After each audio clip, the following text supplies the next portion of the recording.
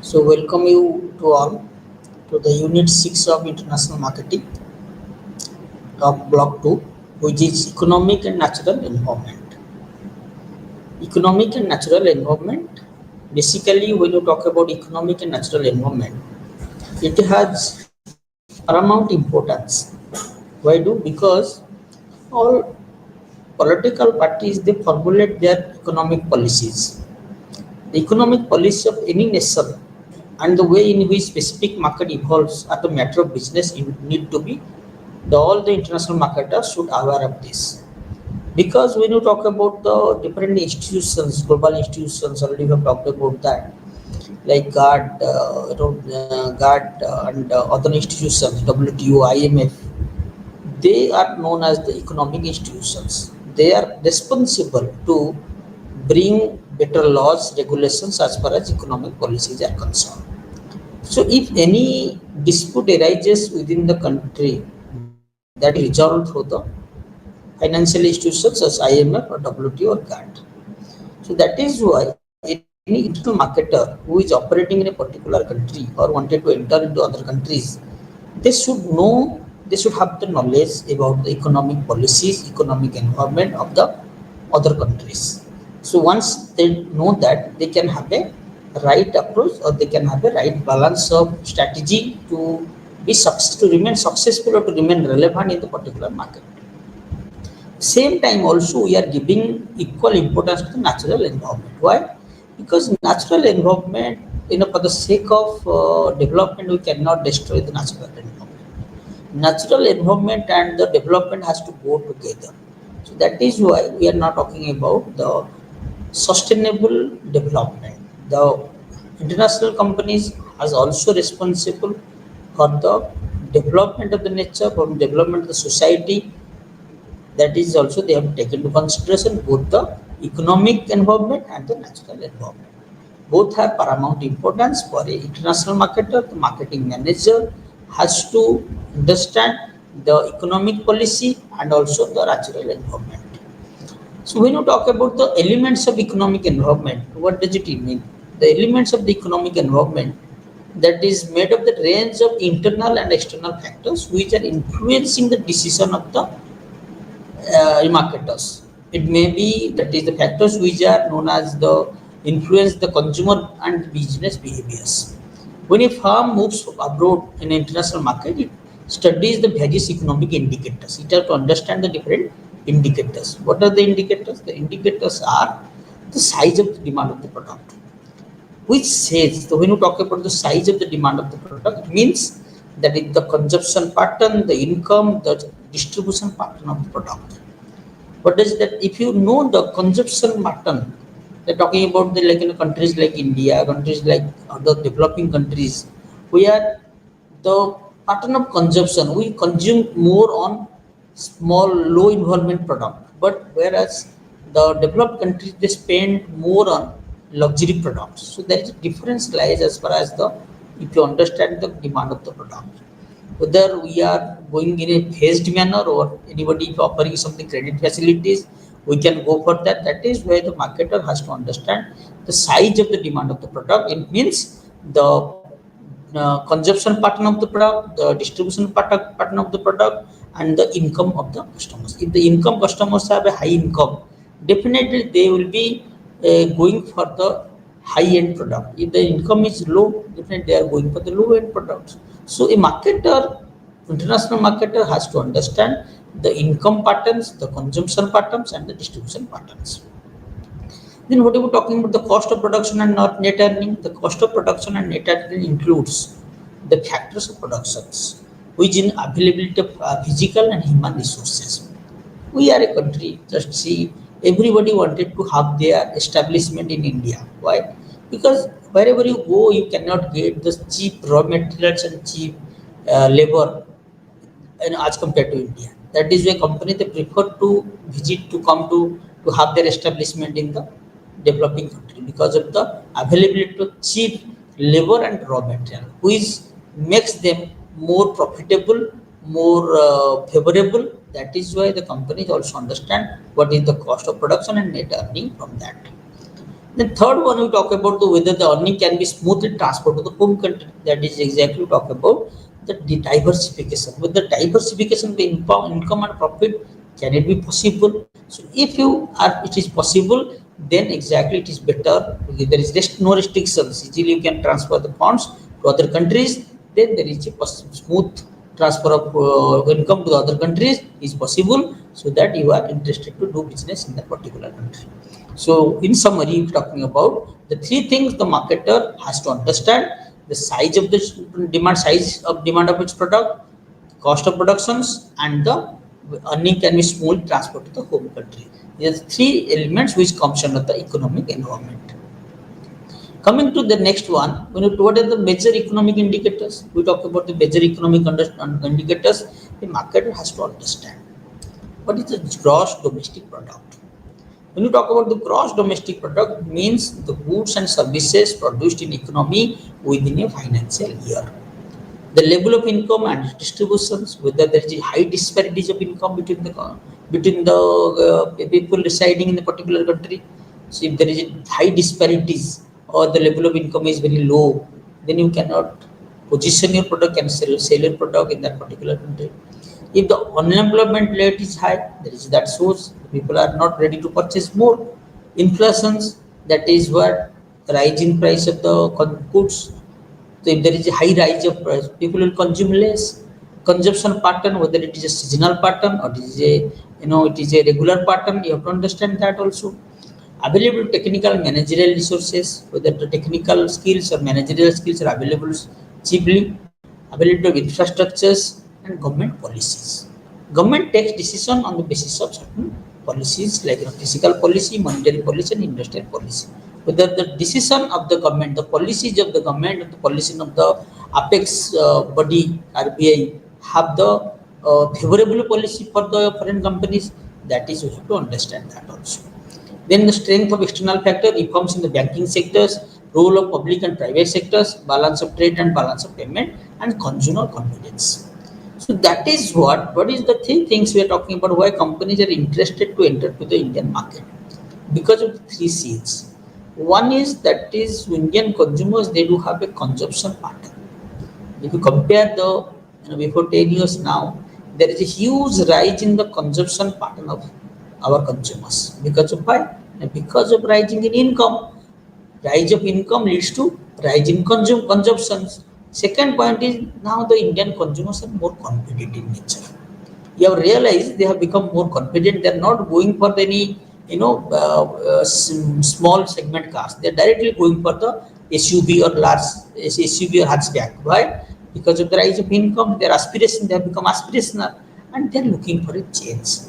They are looking for the change. That is exactly we talk about the consumption pattern is after some years time they wanted to change. They wanted to have a new clothes or new foods they wanted to have. There is a change in the behavior pattern of the Indian consumers. So as a international marketer, if you know the indicators, then exactly you can position your product, you can sell your product in the Indian any market on the basis of the economic conditions. That is why the marketing manager has to understand what are the different major economic indicators. For that reason, that is why you can able to bring your own strategy or you can change your plan. So then we talk about the classification of countries. We have classified the countries because of what? Because it is when a developed country, their spending on research and development is huge, but whereas a developing country, the research and development is marginal. So, but exactly the product can be transported to the developed countries, which we'll be discussing later on, but can be transported to the developing countries because they don't have as far as technology is concerned, they don't have advanced technology. For that reason, we are classifying the countries on the basis of the certain parameters of income, region, and economic systems. When you talk about countries, according to World Bank data, 14 countries in the world have more than 30,000 populations. The question is, what about the FOP, factor of productions? Whether the factor of production are easily available or it is cheaply available, that is we have to think about. If the FOP is easily available, then we can expand to that particular country, because we are getting easy labor and easy raw materials, capital easily. So that is why we wanted to have our establishment in that particular country, because of the ease of access to FOP, ease of access to FOP, factor of productions, also the demand on environment, the size of the market growth, and so on. If you see the market growth is there, because we are India is planning to reach the become the third richest third richest country by 2030. Because now why? Because we wanted to, there is a huge investment pattern, where is a huge consumption pattern. That is why we wanted to, we aspire to become third largest economy by 2030. So this is exactly the company that is already, they have done a research, they have identified here the productions, the factory production easily available. You are getting labors with starting from 15,000, 20,000, 30,000, and also there is a huge demand for the products, and also in the meantime the capital, the raw materials are easily available. That is why we are talking about India is the favorite of most of the countries. So that is on the basis of the on the basis of the income, we can categorize the low income countries, low middle income, upper middle income, and high income countries. Then we are on the basis of the region, we have talked about East Asia and specific Europe and Central Asia, Latin America, East Middle East, South Asia, Sub-Saharan Africa. On the basis of the regions, on the basis of the economy, we talk about that is a free economy, mostly free, moderately free, or repressed economy. On that basis, we can categorize. Once you categorize the product, once you categorize the countries, then our products, our market offering could be designed with refer to the income of the country, region of the country, and economic system of the country. When you talk about the income of the country, here we talk about the two things. One is GDP. Today I talked about GDP. What is GDP? GDP is nothing but the goods and services produced in economy within a financial year. GDP and GNP. GNP is gross national product. Gross national product is the sum of all final goods and services produced in income in a given year plus all income received by its residents. So where that is the difference between GDP and the GNP. GDP includes all the goods and services produced in the economy within a financial year, but whereas GNP includes the income received by the residents, including those are located abroad. That is plus GDP plus that is the income. So when you talk about, when you are not including the non-residents, that is we are not including the, we are missing something. That is why there is a difference between GDP and GNP. On the basis of that, GNI per capita, gross national income per capita, 2021, if you take the low income countries, their per capita income is less than 1,040 US dollar. If they have the low income per capita income is less than 1,046 US dollar, then the country is considered as a low income country. If the country is having a income between 1,046 and 4,095 US dollar, then the country is considered as a low middle income country. If the country is having a income of 4,096 to 12,695 US dollar, then the country is known as lower middle income country. If the country is more than 12,695 US dollar, then the country is known as a high income country. On the basis of the per capita income, we are dividing the country, we are classifying the country, whether the country is a low income, lower middle income, or upper middle income, or high income country. As per that, we can have we can position the product, we can see the consumption pattern of the people. On the basis of the regions, the major regions are, what are the major regions? The major regions are East Asia, East Asia, the Pacific, Europe and Central Asia, Latin America and the Caribbean, the Middle East, North Africa, South Asia, and Sub-Saharan Africa. For international firms, international marketing firms whose operation you are organized along the geography. Usually classification reflect on how only lower or lower middle incomes, which are commonly referred as the emerging economies. That is, when you are classifying the countries on the basis of the regions, we are classifying one countries that is known as, that is not the low and middle income countries, and also term it as what it is termed as the emerging economies. So this classification based on the geographic region normally reflect the development status of such economies. That economies are not fully developed; they are in the process of development. That is why we have to understand what is the regions.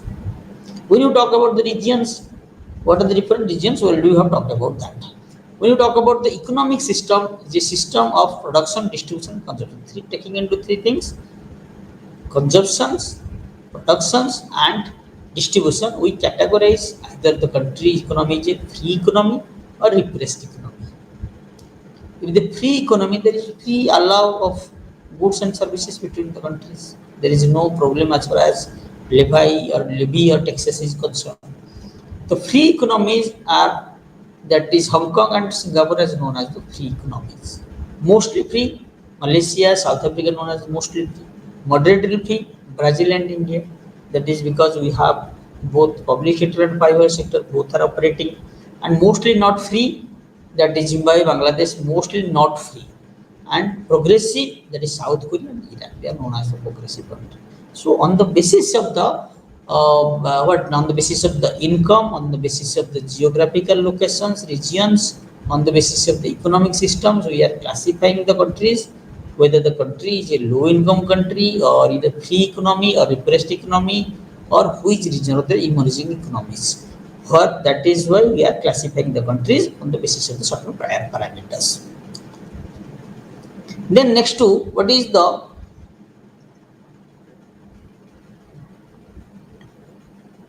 there are basically four types of economies. Classification based on the economy, there are four types of economies.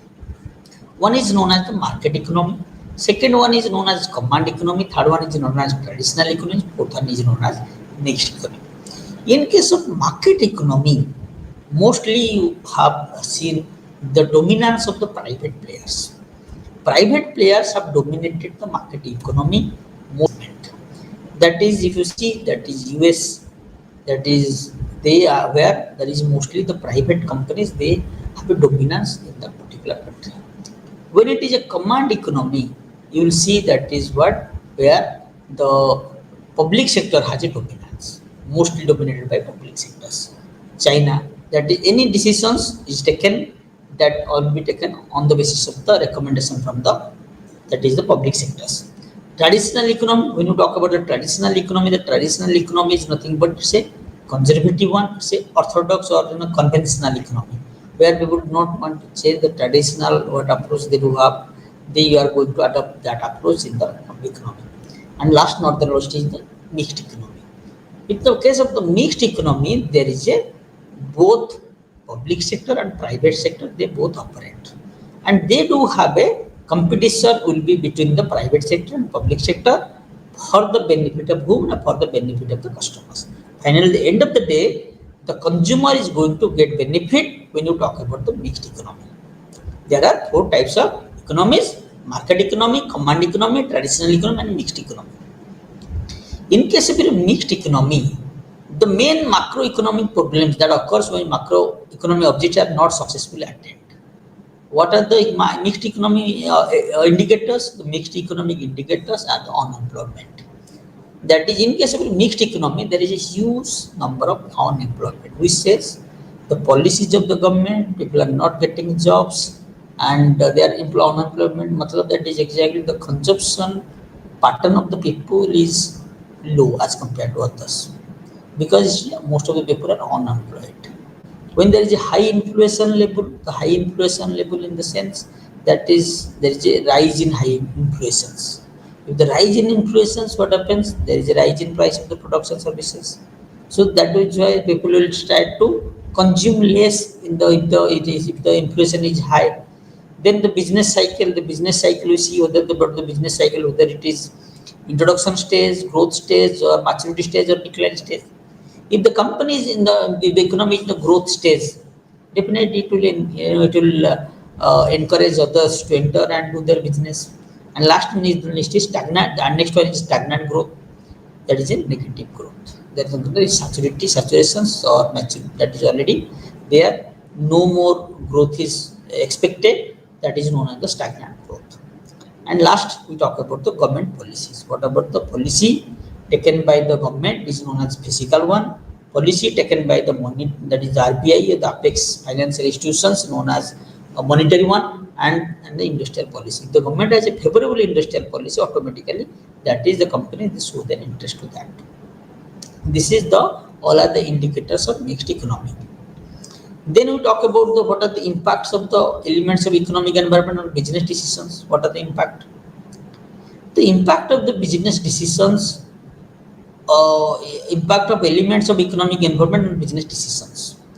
In most of the economies, both free market mechanism and central planning exist in different degree even today. In the free market, what happens in the free market? Mostly demand and supply they decide or they determine the price of the product. There is a competitions, government is encouraging competitions, both will compete each other, and finally the customer will get benefit. And when the government is mostly talking about the healthy competition between the countries. In most of the economies, positive intervention by the government day-to-day economic affairs. If whether government has regulatory bodies, watchdogs, are they every day bring new policies, new regulations? That is exactly you have to understand that. That is the planning in the form of government intervention. Besides, the governments can also intervene through a system of control and regulations. Already I talked about that. The government mechanism, that is a regulatory body are there who are looking after the activities of the companies. That is you have to understand that. And last, in talking about the modern economies of are not closed or open. They are actively engaged in national trust and cooperations. So the international transmission effect today is stronger than the before. That is exactly the economy were mostly closed economy, conservative economy. They do not allow the other companies, the foreign companies to operate and do their business. But now the economy is modern economy is not closed or open. It has become mostly engaged with international trade and operations. So who will get the benefit of that when the modern economy?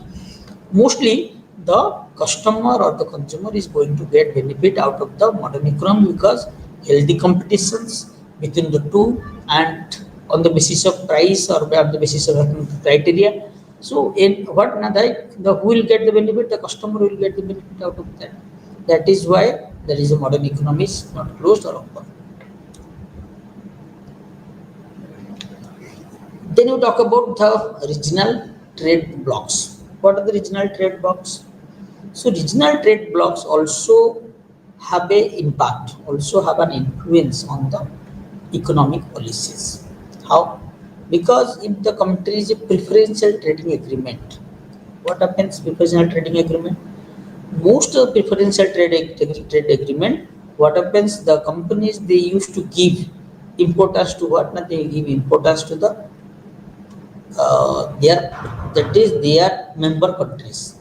Here that is exactly you will see the member countries are getting benefit in the regional trade blocks. They have a separate policy for their member countries and different policy for their non-member countries. So that is why the disparities exist between when you talk about the trade blocks. So that is why the marketer has to understand whether there is any regional trade blocks are there or they are creating any hindrance for the non-member countries or they have some encouragement for member countries. That is why the marketer has to understand the preferential trade agreements. In case of preferential trade agreements, that is where the companies, the member countries, they give preferential access to certain products, not everything, preferential access to certain products, where there are certain products you will getting the subsidies or you are getting the benefit tariffs, low tariffs in certain products. That is why we talk about this preferential trading agreements between the countries. When it is a free trade agreement, when you talk about the free trade agreement, you have a different policy for member countries and different for non-member countries. Customs market, that is the same also member countries have different policy, non-member country different. but when you talk about the common markets, when there is a market is common, that is a where we talk about the economic policies are integrated.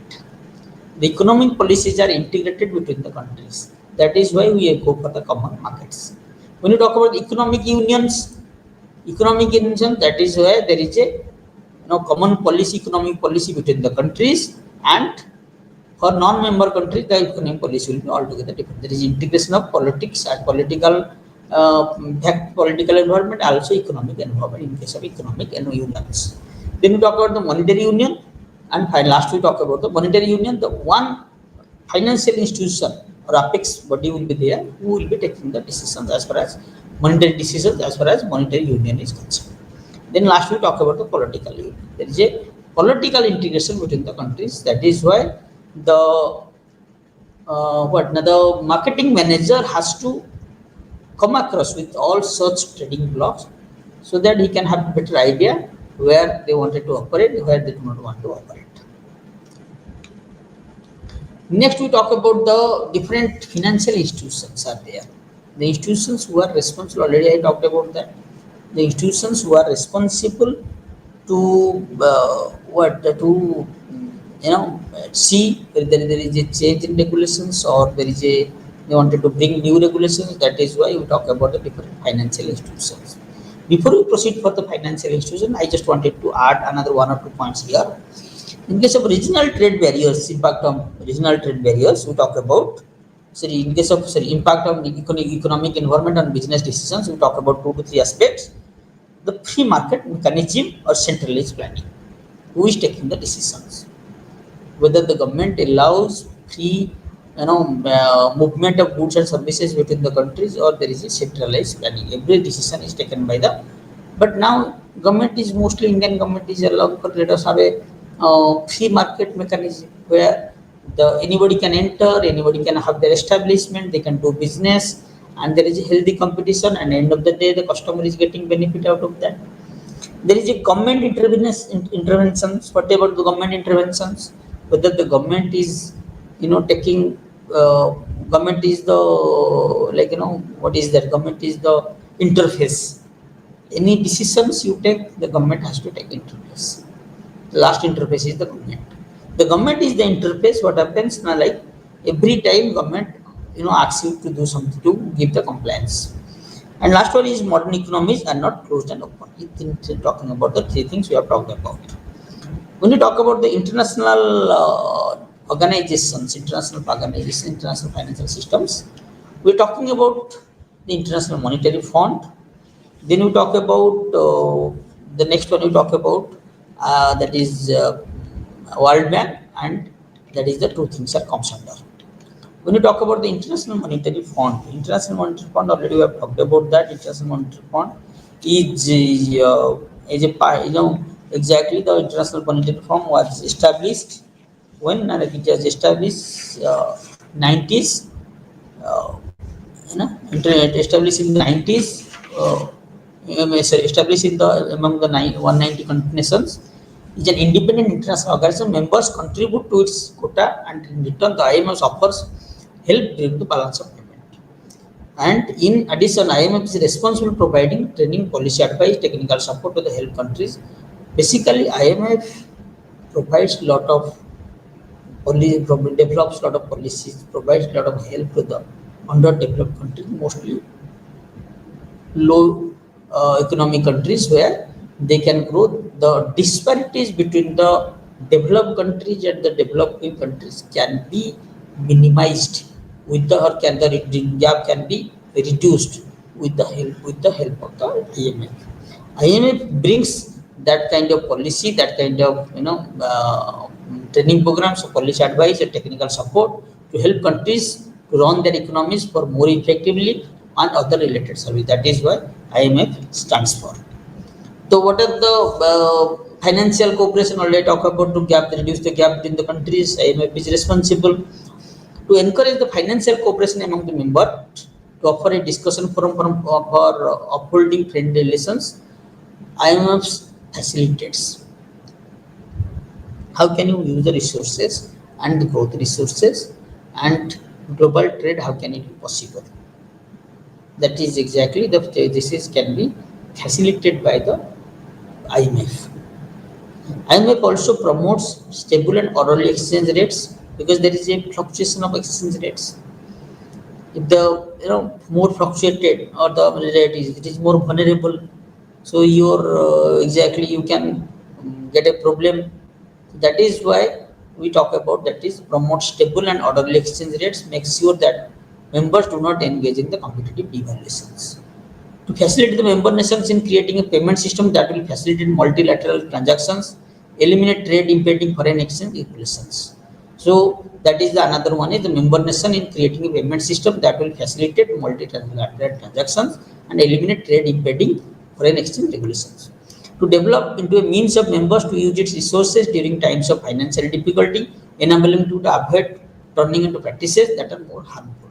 So another one is, and last one is to minimize the length and intensity of disequilibrium is the balance of payment. So these are the certain mandates that is IMF has taken to encourage the financial cooperation among the members and to offer a discussion forum for upholding friendly relations. What are the functions of IMF? The IMF functions are that is to IMF is the authority and legal support, keep an eye on the economies of its member nations. IMF's main duty is to offer direct or funding to its members in order to assist them overcoming short-term BOP challenges, the balance of payment challenges they have to overcome. So that is why IMF assist low-income nations, build infrastructures, build provide financial to build infrastructure, to bring policies. IMF assists them to improve their infrastructures. IMF continuously assess the economic health of its members. Always IMF work how to upgrade the economic health of its members. The institutions also function as a forum for discussion global cooperation among the member nations. Issuing special drawing rights. What is the special drawing rights? The low income countries, they can get a special special they can get special funding from the IMF. That is, in case of crisis, they can get special funding drawing rights from the IMF, which help them to revive from their economic crisis. IMF also works to strengthen the skills of its members.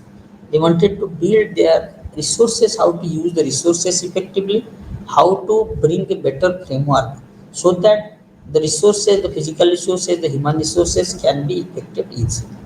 IMF also carries out a research in areas where it is often guidance. So these are the certain functions of IMF. First one is we have talked about what about the mandate of the IMF. IMF is organization, financial institutions, which is there to see how the member countries can grow, together, can have a better policy, can have a utilization of better resources. That is we have talked about in the initial discussions. Then we talk about the IMF functions of IMF. The IMF has the authority, legal support to keep an eye on the economies of the member nations.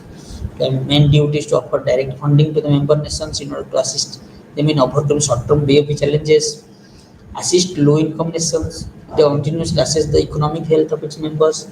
Also, they have given the special drawing rights to the some countries to revive from the economic crisis. These are the certain functions of IMF. Then we talk about the World Bank. When you talk about the World Bank was established, that is following the Bretton Woods conference. The institution main response was thought to be rebuilding the severely damaged post-World War II nations. What about the rules? The rules of our World Bank is to helping nations overcome debt, assist to a country, provide international public goods, and knowledge bank. They are working on the four aspects. What are they? That is already if the country is running, in an economic crisis, or there is a currency problem, or there is an issue related to particular country, that can be taken care by the World Bank. Assistance to in the country, already we have talked about that. The company already they give assistance to build infrastructures, to use resources effectively. That is also there for the World Bank. Provider of international public goods and knowledge bank. They have a research organization who usually look after the they bring a better that is how the countries can develop, what are the requirements that can be done through the Knowledge Bank. The World Bank Group institutions, what are the World Bank Group institutions? We talk about international development associations, international financial corporations, multinational investment guarantee agency, international settlement of investment disputes. What are the international development association is looks after, that is how can development happen between the countries. Financial corporations, multilateral investment guarantee agencies, and international center for settlement and investment. Then we talk about the natural environment. The natural environment, which is basically before we proceed for the natural environment, let us talk about some other points which is there. For World Bank is World Bank is also responsible for the helping nations, that is World Bank group institutions. Already have talked about that. And the natural, talking about natural environment. The natural environment, when we talk about the natural environment, is basically we are using natural resources from the environment, where we have to have a concern for the environment. If we are not concerned for the environment, what happens? The environment will be deteriorated, and we will be responsible for that. And finally, we cannot say that for the sake of profit, for the sake of maximizing your income, you cannot cannot harm to the society, because if society cannot harm to the natural environment. For that reason, we are talking about the natural environment. The resources for of each farm are determined the surrounding natural environment. Basically, that is the surrounding natural environment. Because what is, it has been observed that most of the international companies or international companies, MNCs, they wanted to enter to the other countries to explore the natural resources. Once they get, once they explore the natural resources, then after that they will leave the country. So that is why the companies has to understand the natural environment. One part of business is manufacturing, which depends on physical environment. Definitely, for physical environment, for manufacturing, you require raw materials, resources, and labors, water and fuel. Geographical variables influence between trade between the countries and two regions of a nation. Due to the natural circumstances, some places are more suited for manufacturing of particular item, while other places have a demand for them. So that is why we have to have a better understanding of the natural environment, because if you exploit the resources, because the resources are available in a particular place, that is not spread across all the countries. So that is why we have to how to use in a better way, so that it can be last for a long periods. So that is why we are going for the natural environment. Geographical variables influence transportation and communication more than other business related aspects. Geographical variables also influence the transportation and communications. When you talk about the environmental issues, what are the environmental issues we are concerned? First of all, we have to have a understanding of the environmental issues. The environmental issues are, to have a protect and promote a clear and green environment. That is green environment. That is the Germany's companies, they don't believe, they believe that is environment, natural environment is has paramount importance. They never cut any tree. If they wanted to have an industrial revolution, industrial development, they keep, or even if they you know cut the trees, but still they plant the number of trees they have cut. So companies, the countries, and the company's approach for environment differs from country to country. So that is why, so but the marketer has to have a understanding, that is protect and promote clear and green environment. The green environment, clean and green environment has to be the motto of all international firms. Promote renewable energy, because why? Because if you talk about the natural resources, the water resources, the electrical resources, or the other resources, natural resources, that is getting, there is high scarcity of resources. For that reason, we have to go for the renewable energy. Other sources we have to look for, because otherwise, because what exactly will be living for our next generations? We are destroying all natural resources. Safeguard and conserve wildlife, plants, particularly endangered, that is the species have to keep a, that is they have to, because we have to develop an ecosystem where everybody will live. That is not only human being will live, the all other species they have to also they also survive in the environment. Recycling waste is another one here that is also have a severe impact on the environment. That is why you have to think about how natural environment can be that is possible for the how can you manage the waste management. We're talking about the waste management. Obey national international environment pollution laws. That is the another one is if you are not getting the clearance from environment, that is for pollution or environmental, you cannot start your business. So each country has its own national policy as far as pollution is concerned. International national policy as far as policy as far as the pollution is concerned. So as a marketer, you have to understand both the national and international environmental pollution laws. Encouraging the production of energy efficient products. We are not going for the products which will take more energy. You have to go for the products which are energy efficient. That is why our government has introduced instead of only they have encouraged to go for LED, because that is there is a huge conservation of energy.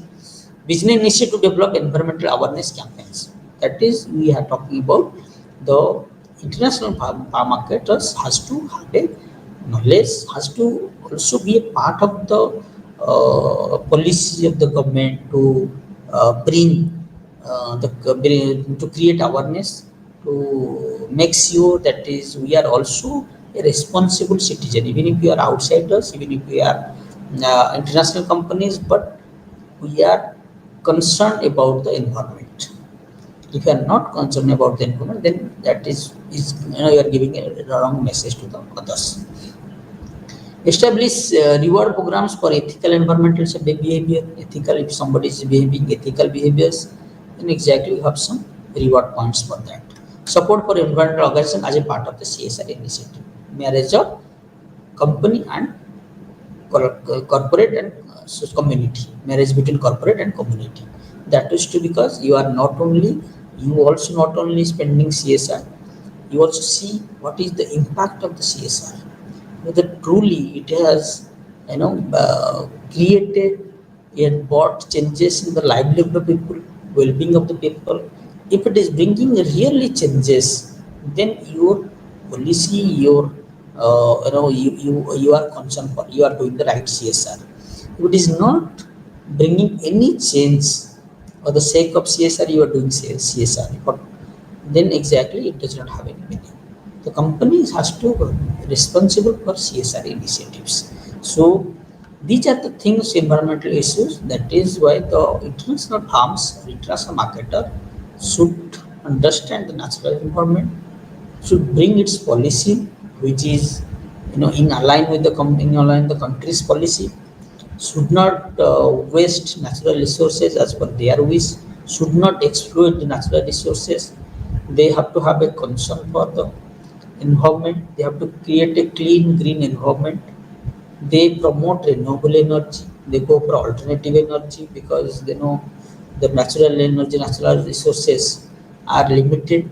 So there is a scarcity. That is why they have to think about that.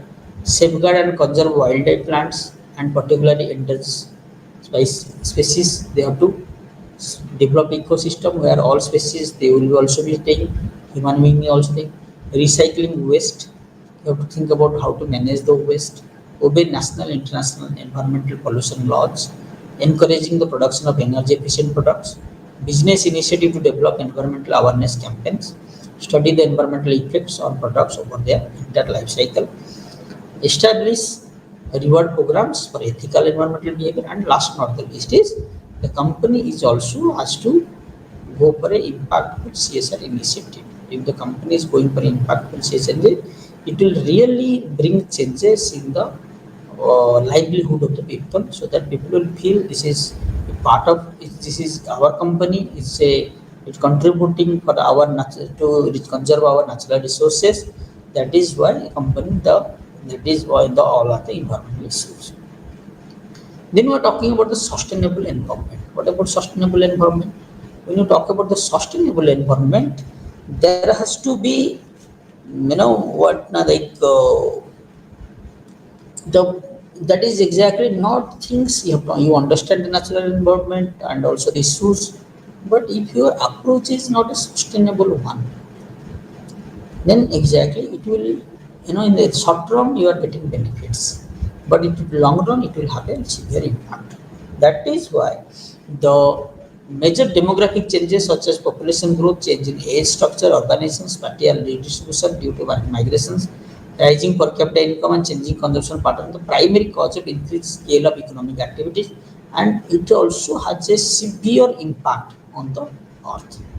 So over the past few years, economic activity including production and consumption have contributed to environmental degradations. There is also a say that is development and your development and pollutions, degradation of natural environment.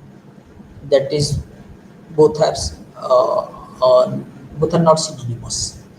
If development happens, there is a degradation of natural resources. But since there is a change in the demographic profile, there is a high level of consumption, there is a wastage, but we have to think about how can you bring a better environment so that the environment will be a sustainable one. That is why we have to see what are the other areas, other alternatives where we can go for and we can bring a sustainable one. Economic development and sustainability. Second point, we talk about broad sense, how to manage the environment. The only one aspect sustainable development, that is the sustainable development. In a broader sense, that we talk about the only thing can be possible since there is a change in demographic, change in consumption, change in productions, there is a degradation of natural resources. But you have to only think from a broad aspect. You have to think about how can sustainable development happen. The goal of sustainable development is to simultaneously reduce poverty, raise material standards of life, preserve and improve the essential natural resources needed for the future prosperity. Already I talked about that. That is where not only concern for our, we have to show some concern for our next generations. If you are not leaving any thing for them, so exactly, so that is why you have to aside, you have to see the what are the requirements, then you have to bring changes so that it will become a favorable for each and everybody. So that is why when you are talking about sustainable development is to reduce poverty, same time there will be, you wanted to reduce the disparities as far as income is concerned, material standard of the life, people will go for consumptions also and preserve and improve the nature. Also they have to show some concern for the society or for the natural environment. If they are showing that, then it is that is combining in the three, that is poverty reductions, reduction of raw materials, and also preserve natural resources. Combining three is can be a sustainable development. Achieving sustainable development is a difficult but urgent task. Yes, definitely it's urgent task because all the marketers already they know that is we are not, if we are not able to preserve the environment, then exactly the natural environment there is a significant problem will be arise. So that is why all are concerned. Significant continuous changes in earth system may have a significant impact on the human welfare. Along with the environmental consideration, reducing poverty, addressing rising inequality in the face of these environmental changes are crucial social economic aspect of the sustainable development. Along with the environmental consideration, reducing poverty, addressing rising inequality in the face of these environmental changes are crucial social and economic aspect of the sustainable development. So that is why the three things we have to talk about here: the economic, conserve the natural resources, preserve of natural and ecological systems, and preventing the future preventing for the future generation. That is required when we talk about the economic development and sustainability. The what are the measures you can take for the sustainable development? You can the measures for sustainable development could be, what are the measures? Present generation can encourage construction that improve the built environment, natural environment. They should be, because the generation has to be encouraged to be a part to to involve themselves in the development of the or building of the environmental natural environments. So in ways that are compatible with conserving natural resources, they have to work on this conserving natural resources, preservation of natural and ecological systems, and preventing future change. Already I talked about the three things. That is when the young generation they are encouraged. They have to talk about. They have to encouraged to bring development, but not the sake of natural resources.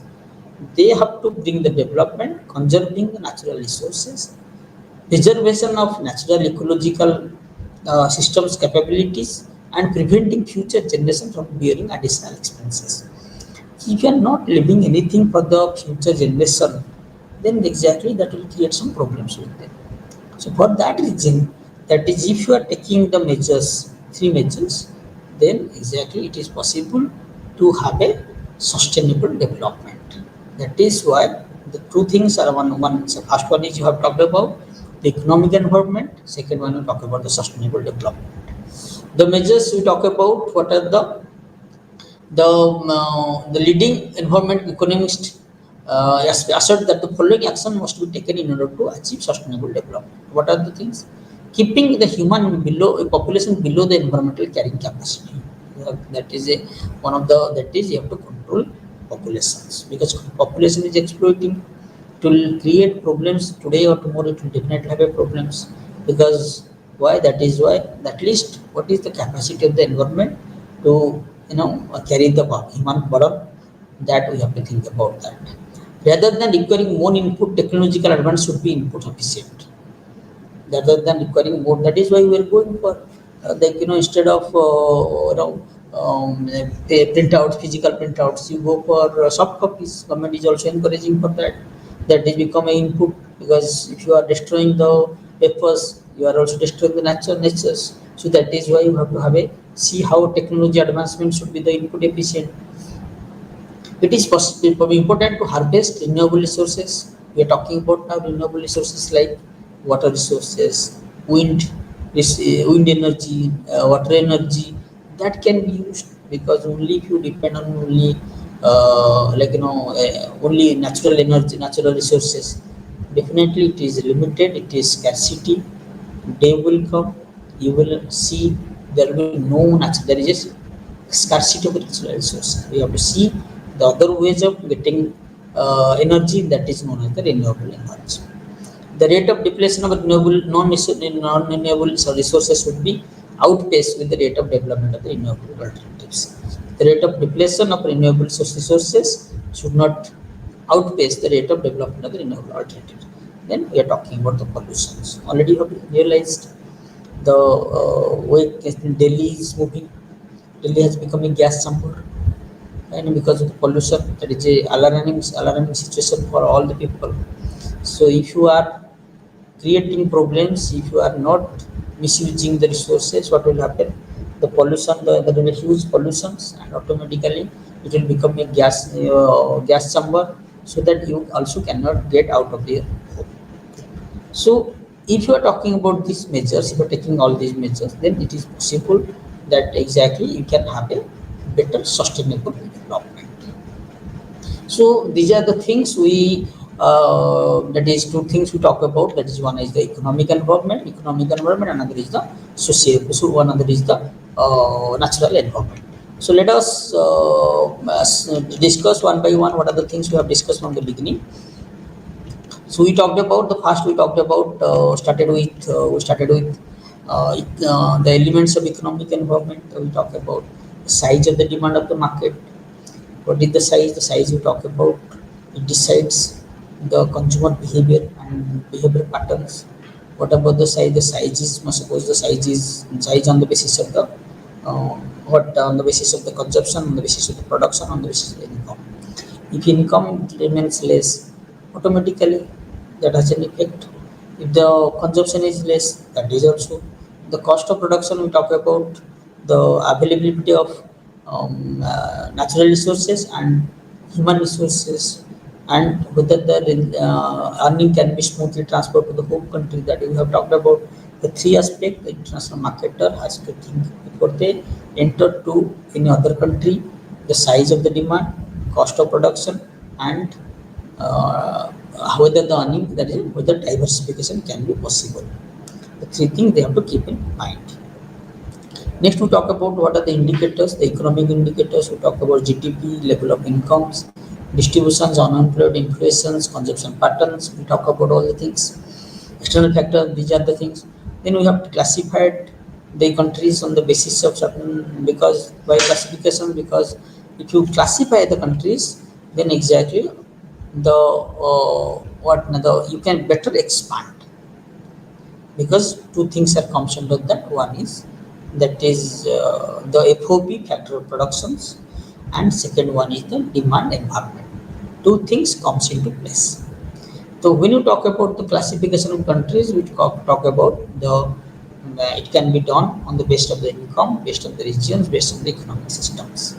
If the country is having certain area like income, then we are classifying the country is a low income country or high income country or moderate middle income country. So that is what we cover. The on the basis of the income, we have talked about GDP and GNP. We have cited the difference between GDP and GNP. GDP is the products and services produced in the economy in a financial year, that is known as GDP. But a GNP, if you are including the income from received by the residents from the outside, that is known as the GNP. So on that basis, we have talked about countries low income, lower middle income, upper middle income, and higher income. That is, we have classified if the country is having a income more than 12,695 US dollar, then that is known as a high income country. Then we have talked about region, the major regions: East Asia, South Pacific, Europe, Central Asia, Latin America. That I already have talked about all the things in the discussions. We have talked about on the basis of the regions, whether it is a South Asian countries and North American countries. That exactly we are discussing on that. It is because international farms, marketing firms whose operation are organized along the geographical usually have the same kind of behavior they portray. The usually this classification reflects how low and middle income economies, which are commonly referred as the emerging economies, what are the emerging economies. Then we talk about the classification based on the economic systems. We talk about free economy, whether the free repressed economy, that is exactly we have talked about that. Then we talk about the market economy, command economy, and traditional economy. When it is a market economy, the market economy is a economy where there is a dominance of private player. Command economy, where is a dominance of public sectors. In case of market economy, private sector. Command economy, public sector. Traditional economy, believe on the traditions and conventions. Conventions. Mixed economy, both private and public sector both are operating, and government is allowing for a healthy competitions, and end of the day the who the customer is getting benefit out of that. That is, we have talked about the different mixed economy indicators. What are the macro indicators? Unemployment, if you see there is unemployment. The inflation rates, we have talked about that. Business cycle, stagnant growth, fiscal policy is taken by the policy taken by the government. Suppose government is decided to give subsidy, government encouraging for e-bikes. So that is opening a door for the international community to talk about e-bikes. So government decisions, RBI decisions sometimes also encourages to go for the to it also have a brings lot of favorable or unfavorable situation for other companies. Then we have talked about the impact of economic environment on the business decisions. Already we have talked about the free economy where the government intervention is closed or open economy. That is, we have talked about that. Then we have talked about the preferential trade blocks, preferential trade agreements, free trade agreement, customs, common markets, economic union, monetary union. That is already we have talked about that. Then we have talked about what is IMF. Those two institutions, one is IMF, another is the WTO. Both are responsible to bring changes as far as monetary policy, economic policy is concerned. Then we have talked about the different functions of both the organizations. Then we talked about the natural environment. Natural environment, we have to have concept of natural environment, because if natural environment is not what it is not preserved, or it is not conserved, it is not saved, tomorrow we are not leaving anything for our next generations. Environmental issues. Then we finally talk about sustainable development. and also what are the measures you have to take for sustainable development, that is we have talked about. And with this, one thing I would like to tell here, that is as an international marketer, that is your economic knowledge or economic environmental knowledge or your natural environment knowledge has a significant impact. It not only it decides whether the country or the customers are really they are able to afford your products or services, or they you can bring new product and services for them. That is why we have to understand the economic environment, and also we have to understand the natural environment, and we have to have concern for both economic environment and natural environment. And if you are not concerned about that, both has to go together. That is for the sake of economic, you cannot destroy. That is what, that is the conclusion. The economic environment as well as environment has to go together, and you have to give importance to the both environment. So this is the discussion for today, and thank you for today.